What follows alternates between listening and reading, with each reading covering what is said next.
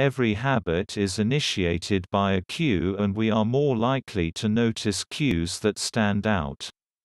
Unfortunately, the environments where we live and work often make it easy to not do certain actions because there is no obvious cue to trigger the behavior. It's easy to not take your vitamins when they are out of sight in the pantry. It's easy to not read a book when the bookshelf is in the corner of the guest room. It's easy to not practice guitar when it's tucked away in the closet. When the cues that spark a habit are subtle or hidden, they are easy to ignore. Thankfully, there is good news in this respect. You don't have to be the victim of your environment. You can also be the architect of it. Here are a few ways you can redesign your environment and make the cues for your preferred habits more obvious. If you want to remember to send more thank you notes, keep a stack of stationery on your desk. If you want to practice guitar more frequently, place your guitar stand in the middle of the living room. If you want to make a habit a big part of your life, make the cue a big part of your environment. If you want to drink more water, fill up a few water bottles each morning and place them in common locations around the house. If you want to remember to take your medication each night, put your pill bottle directly next to the faucet on the bathroom counter. The most persistent behaviors usually have multiple cues. Consider how many different ways a smoker could be prompted to pull out a cigarette. Driving in the car. Seeing a friend smoke. Feeling stressed at work, and so on. Let's change the environment, and it will change your behavior. You're likely reading this on a smartphone that is physically with you. In your hand or pocket. Nearly all the waking hours of the day, and, unfortunately, often in the sleeping hours too. It gives you a physical notification such as a bing, a buzz, a flash, a beep when it wants your attention for something.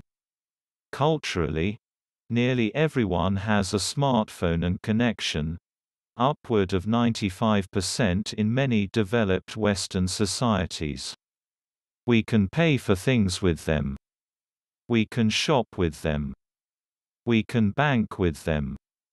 We can book dinner, movies, a show with them. Then we have the social aspect, the social in social media. We now connect with more people, more often. Via these devices and social networking platforms we can be voyeurs into the lives of celebrities and complete unknown strangers. We can shout, argue, voice our opinions without immediate consequence. We can victimize people, and become victims. We can hook up. We can flirt. We can break up. Watch someone walking down the street with a phone in their hands and it looks like they are holding hands with it in the same way they might hold the hand of a loved one. Because of all this, these little boxes know more about us than our closest real-world connections. And that leads us to, I'm going to spend less time on my phone. Or, I'm going to stop using social media so much. Okay. But you decide that you'll keep your phone nearby. You know, in case of emergencies. But you'll just check it less. You'll spend less time scrolling Instagram. Even though you still have your notifications switched on and the Instagram launch button is on your home screen. Problem is, you've done nothing to change your environment.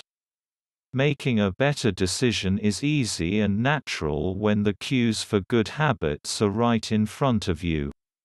Environment design is powerful not only because it influences how we engage with the world, but also because we rarely do it. Most people live in a world others have created for them. But you can alter the spaces where you live and work to increase your exposure to positive cues. Reduce your exposure to negative ones. Environment design allows you to take back control and become the architect of your life.